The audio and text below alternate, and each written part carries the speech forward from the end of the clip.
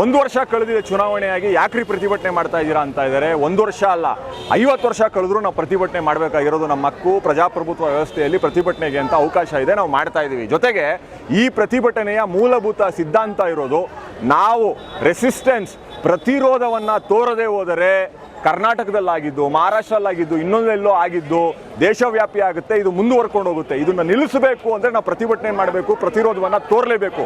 ನಿರ್ದಿಷ್ಟವಾಗಿ ಯಾವ ರೀತಿ ನಡೆಯುತ್ತಿದ್ದು ಅಂದರೆ, ಒಂದು ಬೂತ್ ಇರುತ್ತೆ ಸರ್, ಬೂತ್ ಬುಕ್ ಅಂತ 1000 ಅಥವಾ 800ರಿಂದ 1000 ಜನರು ಇರುವಂಥ ಒಂದು ಬುಕ್ ಇರುತ್ತೆ. ಈ ಬುಕ್ಕನ್ನು ಓಪನ್ ಮಾಡ್ಕೊಂಡು ಕೂತ್ಕೊಂಡ್ಬಿಟ್ರೆ ನಿಮಗೆ ಕ್ಲಿಯರ್ ಕಟ್ ಆಗಿ ಏನು ಸಮಸ್ಯೆ ಆಗಿದೆ ಅನ್ನೋದು ಕ್ಲೀನಾಗಿ ಕಾಣುತ್ತೆ. ಯಾಕೆ ಅಂದರೆ ಸತ್ತವರನ್ನು ಡಿಲಿಷನ್ ಮಾಡಿರೋದಿಲ್ಲ ಒಂದು ಕಡೆ, ಮತ್ತೊಂದು ಕಡೆ ಸೇರಿಸ್ಬೇಕಾಗಿರೋ ಯುವಕರನ್ನ ಸೇರಿಸ್ಬೇಕಾಗಿರೋರನ್ನ ಸೇರಿಸಿರ್ತಾರೆ. ಅದರಲ್ಲಿ ಏನೋ ನಂಬರ್ಗಳು ಹೆಚ್ಚು ಕಡಿಮೆ ಆಗಿರುತ್ತೆ. ಸೇರಿಸಿದ್ರೂ ಸಹ ನಂಬರ್ಗಳನ್ನ ಹೆಚ್ಚು ಕಡಿಮೆ ಮಾಡಿ ವೋಟಿಂಗ್ ಆಗದೆ ಇರೋ ರೀತಿ ನೋಡ್ಕೊಂಡಿರ್ತಾರೆ.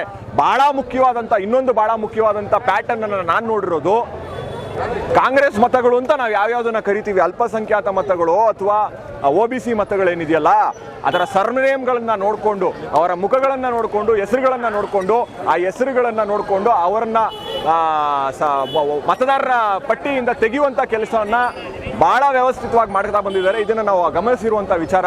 ಈ ಎಲ್ಲ ವಿಷಯಗಳನ್ನು ಫಾರ್ಮ್ 6 ಕೂಡ ಅಷ್ಟೇ ಭಾಳ ಗೊತ್ತಿರುವಂಥ ವಿಚಾರ. ಫಾರ್ಮ್ 6 ಎಷ್ಟು